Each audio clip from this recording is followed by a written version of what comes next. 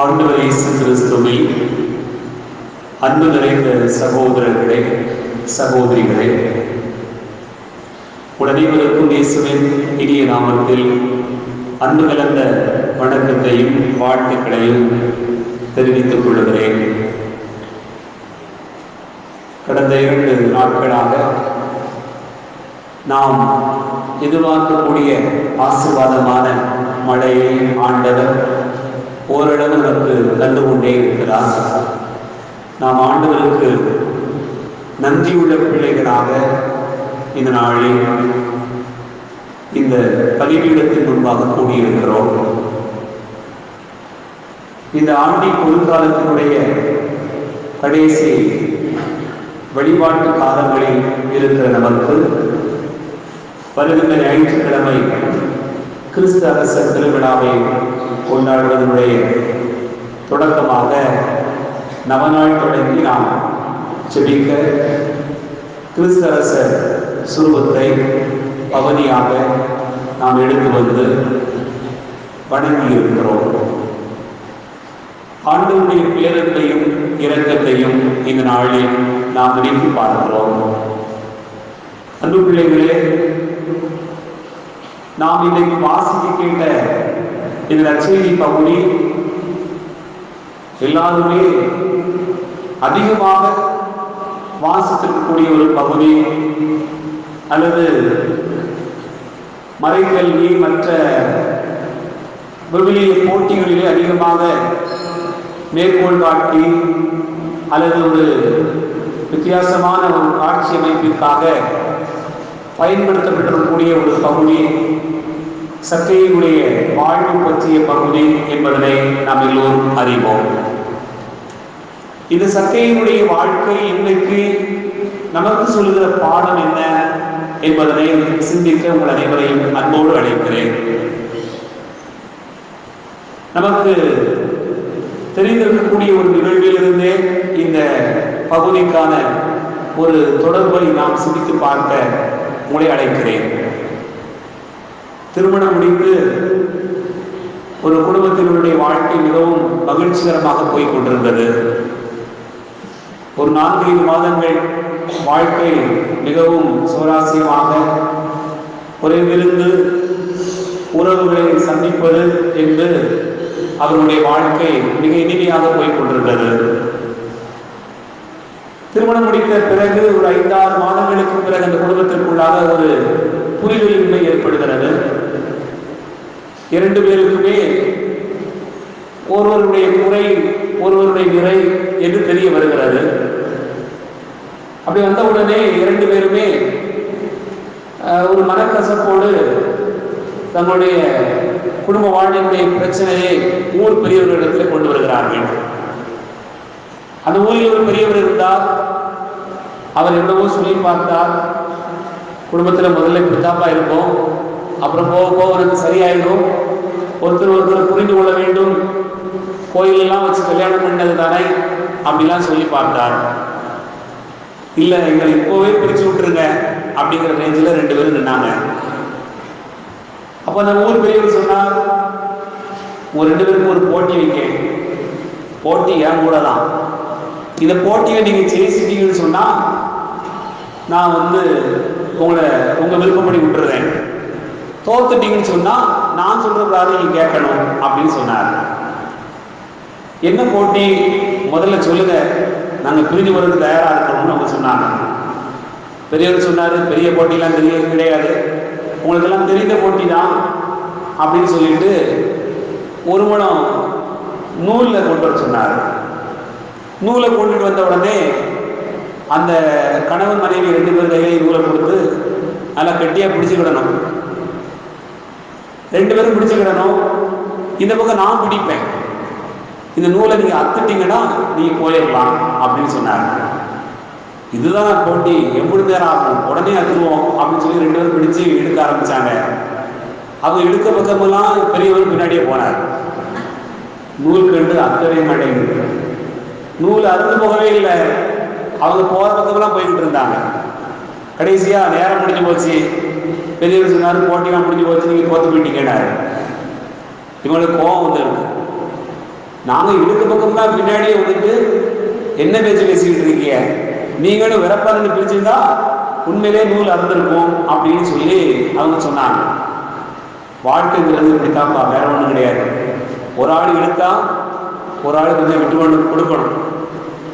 ஒருத்தர் நேரம் ஏறி நின்னா இன்னொருத்தர் கொஞ்சம் நான் இறங்கி போறேன், அல்லது நான் தான் இப்படி பேசுவேன், என்னுடைய குடும்பம் இப்படித்தான் அப்படின்னு ஒரு கோபத்தில் நின்றீங்கன்னு சொன்னா ஒரு ஆள் கொஞ்சம் இறங்கி போனால்தான் குடும்ப வாழ்வினுடைய சந்தோஷம் இருக்கும் என்று அவர் குறிப்பிட்டார். என் அன்புக்குரிய சகோதர சகோதரிகளே, இறங்கி போதல் அல்லது இறங்குதல் என்பது இன்றைக்கு நாம் வாழுகிற வாழ்க்கையிலே பெரிய சாத்தியமில்லாத ஒன்றாக மாறி இருக்கிறது. நான் எதுக்காக இறங்கி போகணும் அப்படிங்கிறது எல்லாருடைய கேள்விதான். ஆணும் கேட்கிறார், பெண்ணும் கேட்கிறார். நான் எதற்காக இறங்கி போக வேண்டும்? வீட்டில் எல்லார் வீட்டிலையும் 2 குழந்தைகள் தான், சில வீட்டில் ஒரே ஒரு குழந்தை தான். எல்லாருமே எப்படி வளர்ந்துருக்கிறோம் அப்படின்னு சொன்னா ரொம்ப பாசமா பிள்ளைங்க என்ன கேட்டாலும் வாங்கி கொடுத்துருவோம். ட்ரெஸ்ஸா வாங்கி கொடுத்துருவோம், அல்லது வேற ஏதாவது பொருளா வாங்கி கொடுத்துருவோம். வீட்டில் என்ன குறையும் இல்லாம வளர்க்கறதுக்கு நாம் எல்லாம் தயாராக இருக்கிறோம். அதனால அந்த பிள்ளைங்க வளர்கிற விதத்தில் எப்படி இருக்கிறதுன்னு சொன்னால், தாங்கள் நினைத்ததை பெற்றுக்கொள்ள முடியும் அப்படிங்கிற ஒரு வாழ்வினுடைய அனுபவங்களை பெற்றிருப்பதினால் அடம்பிடிப்பேனும் தாங்கள் இதை வைத்துக் கொள்ள முடியும், பெற்றுக்கொள்ள முடியும் என்கிற மனநிலை அவர்களுக்கு வந்துவிட்ட காரணத்தினால் பல குடும்பங்களில் என்ன நடக்கிறது என்றால் இறங்கி போறதே கிடையாது. இதுக்கு முன்னாடி எனக்கு தெரியும், எங்க வீட்டில் 7 பேர் நாங்கள். ஒரு பிஸ்கட் பாக்கெட் வாங்கி எல்லாருக்கும் தான் பங்கு வச்சு கொடுப்பாங்க. சரிதானா? ஒரே ஒரு பிஸ்கட் பாக்கெட் வாங்கி எல்லாரும் பங்கு வைக்கிறாங்க. அப்புறம் சீனிக்கிழங்கு அல்லது கடலை மற்ற பொருட்கள் எல்லாம் அவிச்சு போட்டிருப்போது சொலவை தட்டிப்பாங்க. தட்டுனா சுற்றி மாடு மாதிரி இருந்து எல்லாரும் மேய வேண்டும். எப்படி இருக்கு யோசிச்சு பாருங்க. அதாவது எல்லாரும் சேர்ந்து உட்காந்துருப்பான். அப்போ எனக்கு இது உனக்கு அதெல்லாம் கிடையாது. நம்ம விரும்பி சாப்பிட்டு சவச்சு போட்டிருப்போம். அது கொஞ்சம் சூத்தலாக இருக்கும், கொஞ்சம் அழுகுனதாக இருக்கும். பரவாயில்ல, அதையும் நம்ம சாப்பிட்றோம், இன்னொரு ஆள் எடுத்து சாப்பிட்றோம். இதுதான் நம்ம வாழ்க்கையில் நம்ம பார்த்துருக்கக்கூடிய ஒன்று. இன்னைக்கு உங்கள் பிள்ளைகளுக்கு அப்படி வாங்கி கொடுத்துட முடியுமா? நீங்கள் முடியாது, எதுவுமே வாங்கி கொடுக்க முடியாது. ஒரு பிஸ்கட் கடைக்கு போறீங்க அப்படின்னு சொன்னா பிள்ளை என்ன சொல்லுது? உடனே எனக்கு தனியா வாங்கிட்டான், அவ எச்சி வச்சுட்டா, வாங்கி வச்சுட்டா, நான் சாப்பிட மாட்டேன், அவ தொட்ட பொருளை நான் தொட மாட்டேன் அப்படிங்கிறது தான் நம்முடைய வாழ்க்கை நிலையாக மாறி இருக்கிறது. அப்படின்னா என்ன நடக்கிறது? அன்புக்குரிய சகோதர சகோதரிகளே, இறங்கி போதல் அப்படிங்கிறது வாழ்வில் மிக அதிகமாக இருக்க வேண்டிய ஒரு பண்பு, ஆனால் குறைந்து கொண்டே வருகிறது. ஒரு குடும்பத்தில் சகோதர சகோதரிகளாக இணைந்து வாழுகிற இந்த வாழ்க்கையில் நாம் அதை பழக்கவில்லை என்றுதான் பொருள்படுகிறது. உனக்கு இந்தா உனக்கு இந்தா அப்படின்னு சொன்ன உடனே அதோட பேசாம இருக்கு. ஒன்னை பிரிச்சு கொடுத்து 2ஐயும் பங்கு வச்சு கொடுத்து 2 பேரும் பாதி பாதி எடுத்துக்கோ அப்படின்னு சொன்னா அந்த பிள்ளை எப்படி வளரும்? நல்லா வளரும். என்ன செய்யும்? நாளைக்கு ஒரு பண்டம் வாங்கிட்டு வந்தா அம்மா அப்பா கொஞ்சம் வயசாகிட்டுனா அப்பா கொஞ்சம் கொடு, அம்மா கொஞ்சம் கொடுன்னு கொடுக்கும். நீங்க அப்படி செய்யறது இல்லை அப்படின்னு சொன்னா, இப்பவே பிரிச்சுட்டேன்னு சொன்னா பின்னாடி வளர்ந்த பிறகு பிள்ளை எப்படி வளரும் என்று சொன்னால் அதுவும் புரிந்து நிற்கிறது. நண்புக்குரிய சகோதர சகோதரிகளே, இறங்கி போதல் அல்லது விட்டு கொடுத்தல், தாழ்ந்து போதல் அப்படிங்கிறத யாருமே விரும்புவதில்லை என்கிற ஒரு நிலையைத்தான் பார்க்கிறேன். இப்போ வாட்ஸ்அப்பு யூடியூப்ல எல்லாம் பார்த்தீங்கன்னு சொன்னா ஒருத்தருக்கு ஒரு செய்தி சொல்லியாச்சுன்னா அதுக்கு பின்னாடி கமெண்ட்ஸ் நிறைய பேர் வருவாங்க. அந்த கமெண்ட்ஸ் எல்லாம் வாசிச்சுட்டு நைட்டு படுத்தோம்னு சொன்னா கெட்ட கெட்ட கனவா தான் வரும், நல்ல உணவே வராது போல. அவ்வளவு மோசமான கமெண்ட்ஸ் வந்துகிட்டே இருக்கு. இப்போ இந்த கமெண்ட்ஸ் ஏன் வருது, ஒருத்தருக்கு ஏன் சொல்லணும் அப்படின்னு சொன்னா என்னமும் சொல்லிட்டு போறான், நமக்கு என்ன அப்படிங்கிற ஒரு தாழ்ந்து போகிறது அல்லது விட்டு கொடுக்கக்கூடிய மனப்பக்குவம் என்பது மிக குறைவாக இருக்கிறது. இப்போ உதாரணத்துக்கு நான் வழக்கமா தென்கலம் வழியாத்தான் அப்படியே சங்கர் நகருக்கு போறது. வந்த கொஞ்ச நாள் எனக்கு விவரம் தெரியாம அப்படி போய்கிட்டே இருந்தேன். அப்படியே போவோம், நல்லா தானே இருக்கு அப்படின்னு சொல்லி போயிட்டு இருந்தேன். தென்கலத்தில் போய் கொஞ்சம் போயாச்சுன்னா சிங்கிள் ரோடு. அப்போ அந்த கோயில் முன்னாடி போயாச்சு, அந்த சிஎஸ்ஐ கோயில் முன்னாடி நிற்கிறோம். என் கார் நிற்குது, இந்த பக்கம் லாரிக்காரன் நிற்கான். அப்போ பின்னாடி ஒரு வரிசையாக ஒரு 10 வண்டி நிற்கும் எனக்கு பின்னாடி. அவனுக்கு கொஞ்சம் இடம் இருக்குது, அவன் நினைச்சா கொஞ்சம் முன்னாடி போயிடலாம், அவ்வளோதான். அது என்ன கார்கார பெயர், வழிவிட மாட்டியோ அப்படின்ட்டு அவன் நிற்கான். அது என்ன லாரிக்கார பெயர், நீ கொஞ்சம் வழிவிட மாட்டியோ அப்படின்னு நம்ம நிற்கும் வச்சுக்கோ. இப்போ கொஞ்சம் கொஞ்சம் வழியே விட மாட்டேதான். இப்போ பக்கத்தில் இருந்த ஆளு, உனக்கு தான் அங்கே எவ்வளோ இடம் இருக்கு, நீ போக வேண்டியதானு சொல்லி அவனை விரட்டின பிறகு இப்படியே முறைச்சிக்கிட்டே போகிறான். இறங்கி போகிறதுலாம் கிடையாது வாழ்க்கையில். ஒரு சிங்கிள் ரோட்டில் போகும்போது, பைக்கில் போனால் ஆட்டோக்காரனை பார்க்கும்போது அவனுக்கு ஒரு மாதிரி இருக்கு. இப்போ ஒருத்தருக்கு ஒருவர் விட்டு கொடுக்கக்கூடிய இறங்கி போகிற ஒரு பண்பு என்பது மிக குறைவாக மாறி இருக்கிறார். நிறைய விபத்துக்கான காரணம் என்ன அப்படின்னு நீங்க யோசித்து பார்த்தீங்கன்னு சொன்னா, நம்ம அறியாமலே சில நேரம் தூங்கிட்டோம்னா விபத்து நடந்துடும். ஆனா சில விபத்துகளுக்கான காரணம் என்ன பார்த்தோம்னு சொன்னா, ஒரு சின்ன ஒரு ஈகோ தான். நான் பெரியவனா அவன் பெரியவன், நான் முன்னாடி போறானா அவன் முன்னாடி போறானா, இந்த ஈகோ ஒரு மனிதனுடைய உள்ளத்தில் வருகிற வளர வளர அவன் இறங்கி போகிற அந்த பக்குவம் என்பது இல்லை. என் அன்புக்குரிய சகோதர சகோதரிகளே, அது எங்கெல்லாம் பரவி நிற்குது? நம்ம வீட்டில் ஆரம்பிக்கிறது, நம்முடைய நாடுகளுக்கு பரவி நிற்கிறது. நம்ம குடும்பத்தில் கூட பல நேரங்கள் நடக்குது, அன்பியங்களில் கூட பல நேரங்களில் இது நடைபெறுகிறது. அவங்க வீட்டுக்கு நான் போக மாட்டேன், அவங்க வீட்டில் என்ன அன்பிய கூட்டம், அல்லது அவன் கூட்டுற கூட்டத்துக்கு நான் எதுக்கு போகணும், இந்த மாதிரியான ஒரு மனப்பக்குவம் மனநிலை என்பது இறங்கி போகிற மனநிலைக்கு மாறான. ஆனால் இறங்கி போகிற போது என்ன நடக்கிறது நீ யோசித்து பாருங்க. கொஞ்சம் சந்தோஷமா இருக்கலாம், கொஞ்சம் நிம்மதியா இருக்கும், வாழ்க்கையில ஒரு நிறைவு ஏற்படுகிறது. இப்போ வாகனத்துல நம்ம போய்கிட்டு இருக்கிறோம், நமக்கு பின்னாடியே ஒரு விரட்டிட்டு வாரான், முன்னாடி போற வழியே விடாம போய்கிட்டு இருக்கிறான். அப்படிங்கும் போது போட்டு வைப்பான், அவனுக்கு வேணும்னா போட்டு, நாம கிளம்பணும்னு நினைச்சா ஒரு 5 நிமிஷத்துக்கு முன்னாடி கிளம்பிடுவோம். அப்படிங்கிற ஒரு மனநிலை நமக்கு வந்து விட்டதுன்னு சொன்னால் நாம அவசரப்படுத்த மாட்டோம், சிக்கல் வராது. நாம் இறங்கி போவதில் எந்த வகையிலும் தாழ்ந்து போக மாட்டோம். அப்படி இறங்கி போகிற போது நமக்கு என்ன உண்டாகிறது என்றால், ஒரு மன நிறைவு, நிம்மதி, ஒரு சந்தோஷமான ஒரு வாழ்க்கை என்பது நமக்கு கிடைக்கிறது. இயற்கை எல்லாம் அதைத்தான் கற்றுத்தருகிறது. மழை மேலே இருக்கிற வரையிலும் மனிதனுக்கு எந்த விதத்திலும் பயன்படாமல் இருக்கிறது.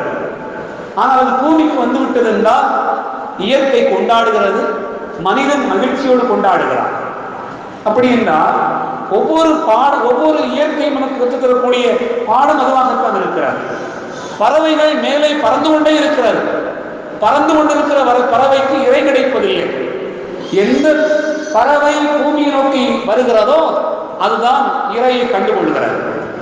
இறங்குகிற பறவை இறை தின்னுகிறது, இறங்குகிற பறவை மகிழ்ச்சியோடு வாழுகிறது, இறங்குகிற பறவை பாடுகிறது. அப்படி என்றால் மனிதன் இறங்கினான் என்றால் பாடுவான், மகிழ்வான், தன்னுடைய வாழ்வுக்கான எல்லாவற்றையும் கற்றுக்கொள்வான் என்பதுதான் வாழ்வு நமக்கு சொல்லக்கூடிய பாடம். என் அன்புக்குரிய சகோதர சகோதரிகளே, அருவி கொண்டாடப்படக்கூடிய ஒன்று. எப்போது நாம் அருவியை கொண்டாடுகிறோம், அது நீர்வீழ்ச்சியாய் பூமியை நோக்கி வருகிற போதுதான், இறங்குகிற போதுதான் அதை கொண்டாடுகிறோம். நாம் இன்றைக்கு நற்செய்தி வாசகத்தில் ஒரு அழகான செய்தி பார்க்கிறோம். சக்கேயு என்கிற ஒரு மனிதன் மரத்தில் ஏறிக்கொள்கிறான். ஆண்டவரை பார்க்க வேண்டும் என்கிற ஆவல் அவனுக்குள்ளாக இருக்கிறது. அவன் இருந்த இடமும் உயர்ந்தான், அவன் ஏறிய இடமும் உயர்ந்தான். வரி வசூல் செய்கிற அந்த மனிதனுடைய இடம் என்று சொன்னால் யாரும் அணுக முடியாத இடம். அப்படி போகணும் போனா காசு இருந்தால் தான் அங்க போக முடியும். அப்படி ஒரு உயரமான இடத்தில் இருந்தான். உயரமான இடத்தில் இருந்தவன் மீண்டும் ஆண்டவரை பார்ப்பதற்காக என்ன நினைத்தான்? உயரமான இடத்துக்கு போனால் இறைவனை பார்க்கலாம் நினைத்துக் கொண்டான். ஆனால் இறைவன் எங்கே வெளிப்படுகிறார்? சக்கேயுவை பார்த்து ஆண்டவர் சொல்லக்கூடியது என்ன? இறங்கி வா. இறங்கி வந்தால் இறங்கி வருகிற சக்கேயுடைய வாழ்க்கையில் மிகப்பெரிய ஒரு மாற்றம் ஏற்படுகிறது.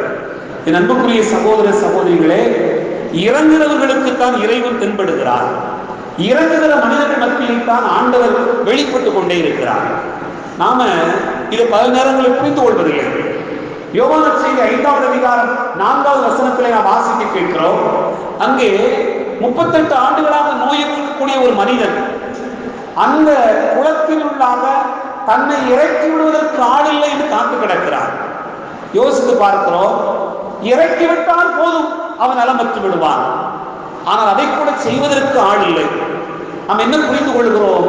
இறங்குகிறவர்களுக்கு நலம் கூட கிடைக்கிறது. நாம் ஆண்டவரை நோக்கி மன்றாடுகிறோம். என்னுடைய அதிகாரத்தில், என்னுடைய ஈகோவில் அல்லது என்னுடைய திறமையில், என்னுடைய ஆற்றலில் நான் நின்று கொண்டே இருப்பேன் என்று சொன்னால் எனக்கான ஆசிரியர் என்பது இல்லை. நான் இறங்கிக் கொண்டால்தான் எனக்கான ஆசிரியரே இருக்கிறது என்பதை இறைவன் நமக்கு வெளிப்படுத்துகிறார். என் அன்பு பிள்ளைகளே, விவிலியத்திலே நாம் பார்க்கிறோம், தொடக்க நூல் 33வது அதிகாரம் 8வது வசனத்திலே 2 சகோதரர்கள் சந்திக்கக்கூடிய ஒரு நிகழ்வு நமக்கு குறிப்பிடப்பட்டிருக்கிறது. யாக்கோபு தன்னுடைய சகோதரன் எசாயுவை சந்திக்கிறதுக்காக போகிறான். அங்கு நடக்கக்கூடிய நிகழ்வு என்ன? எசாயுவை ஏமாற்றிவிட்டுதான் யாக்கோபு ஏற்கனவே வேறு இடத்தில் போய் பிழைக்கிறான். அப்படி பிழைத்தவன் மீண்டும் தன்னுடைய சகோதரனை சந்திப்பதற்கான ஒரு சூழ்நிலை வருகிறது. சகோதரன் எசாயு அவன் கிடைத்தால் அவனை கொன்று விடுவோம் என்று காத்திருந்தான். அப்படி காத்திருக்கக்கூடிய இடத்திலே யாக்கோபு திரும்பி வருகிறான். வருகிற போது தன்னுடைய படைபலத்தோடு, தன்னுடைய பொருட்களோடு, தன்னுடைய உடைமைகளோடு, கால்நடைகளோடு, தன்னுடைய பணியாளர்களோடு என்று பெரும் கூட்டத்தோடு அவன் வருகிறான். அவ்வளவு பெரிய கூட்டமுடையவன் நினைத்தால் தன்னுடைய சகோதரனை மிக எளிதாக வீழ்த்திவிட முடியும். ஆனால் என்ன நடக்கிறது? வாசியுங்கள். தொடக்க 33வது அதிகாரம் 8வது வசனம். அப்போது ஏசா யாக்கோபுவை நோக்கி, எனக்கு எதிர்கொண்டு வந்த பரிவாரம் எதற்காக என்று கேட்டார். யாக்கோபு என்ன சொல்கிறார்? என் தலைவராகிய உன் பார்வையில் எனக்கு தயை கிடைப்பதற்காக. இப்போ அண்ணனை ஐஸ் வைக்கிறதுக்காக என்ன செய்யறான்? ஆடு மாடுகள் எல்லாத்தையும் முன்னாடி கொண்டு போய் விட்டு அவனுக்காக கொடுக்கிறான். அப்போ இங்க என்ன நடக்கிறது? நான் எவ்வளவு பெரிய ஆளாக இருந்தாலும் பரவாயில்லை, என் சகோதரனுக்கு நான் துரோகம் செய்துவிட்டு தான் வந்தேன் என்பதை உணர்ந்து கொண்ட யாக்கோபு தன் சகோதரனிடத்தில் சமாதானம் செய்வதற்காக இவ்வளவு பரிவாரங்களையும் கொண்டு போய் சேர்க்கிறார். எதற்காக இந்த பரிவாரம்? எனக்கு எதுவும் இல்லை என்று நினைத்தா இதை கொண்டு வந்து கொடுத்தா என்று கேட்கிறார். இல்லை அண்ணா, உன்னிடத்தில் தயை கிடைக்க வேண்டும் என்பதற்காக. அப்படி என்றால் மிக உயரத்தில் இருந்த யாக்கோபு தன் சகோதரனை பார்ப்பதற்காக இறங்கி வந்தான். இவன் இவ்வளவு செய்த உடனே அவனுக்கு ஒண்ணுமே ஓடல. கட்டி தழுவினான், அழுதான், கண்ணீர் விட்டான். தன் சகோதரனை கண்டதே பெரும் பாக்கியம் என்று சொல்கிறான். என் அன்புக்குரிய சகோதர சகோதரிகளே, இப்படி இறங்கி போகிறவர்களுக்குத்தான் வாழ்வினுடைய சுவராசியம் கூடிக்கொண்டே இருக்கிறது. வாழ்வினுடைய இனிமை, சந்தோஷம், நிறைவு இவையெல்லாம் யாருக்கு கிடைக்கிறது என்றால் இறங்குகிறவர்களுக்கு தான் கிடைக்கிறது என்பதை விவிலியம் நமக்கு அழகாக சொல்கிறார். தூய திருமுழுக்கு யோவான் தன்னுடைய வாழ்க்கையை சொல்கிறார். அவர் வளர வேண்டும், நானோ குறைய வேண்டும் என்று சொல்கிறார். இவர் தன்னை இறக்கிக் கொள்கிறார். அவர் முன்னாடி வந்தவர், முன்னறிவிக்க வந்தவர், ஆனாலும் தன்னை இறக்கிக் கொள்கிறார். அப்போது ஆண்டவர் இயேசு என்ன சொல்கிறார்? பெண்களிடம் பிறந்தவர்களில் தூய திருமுழுக்கு யோவானை போல ஒருவர் இல்லை என்று சொல்கிறார். அப்படி என்றால் இறங்குகிறவர்களுக்கு இந்த உலகம் மிகப்பெரிய ஒரு பாராட்டை தருகிறது. ஆண்டவர் இயேசு கூட இப்படி ஒரு பாராட்டை தூய திருமுழுக்கு யோவானுக்கு கொடுப்பதற்கான காரணம் அவர் தன்னை இறக்கிக் கொள்கிற, தாழ்த்திக் கொள்கிற அந்த மனநிலைதான். அப்படி என்றால் என் அன்புக்குரிய சகோதர சகோதரிகளே, நாம் இறங்க வேண்டும். நம் வாழ்வினுடைய உயரங்களில் இருந்து இறங்க வேண்டும். சில நேரங்களில் யாருக்கையாவது கோபமா இருக்கு, வெறுப்பா இருக்கு, பகையா இருக்கு, இனிமேல் பேச மாட்டேன், இனிமேல் பார்க்க மாட்டேன், இனிமேல் எனக்கும் அந்த குடும்பத்துக்கு எந்த சம்பந்தமும் இல்லை அப்படின்னு உயரத்தில் இருந்துகிட்டே இருப்போம்னு சொன்னா வாழ்க்கையில் ஒரு நாள் நிம்மதி என்பது வருவதில்லை. இறங்கினால்தான் நிம்மதி, இறங்கினால்தான் வாழ்வினுடைய சந்தோஷம். இறங்குகிற பறவை இறை கண்டு கொள்கிறது. இறங்குகிற பறவை இவ்வுலகில் மகிழ்ச்சியோடு இருக்கிறது என்று சொன்னார். நாமும் நம்முடைய வாழ்வினுடைய உயரங்களில் இருந்து இறங்குவதற்கு தயாராக இருந்தோம் என்று சொன்னால் இன்று இந்த வீட்டிற்கு மீட்பு உண்டாயிற்று என்று ஆண்டவர் நம்மையும் புரிந்து சொல்வார். சிந்திப்போம். ஆமென்.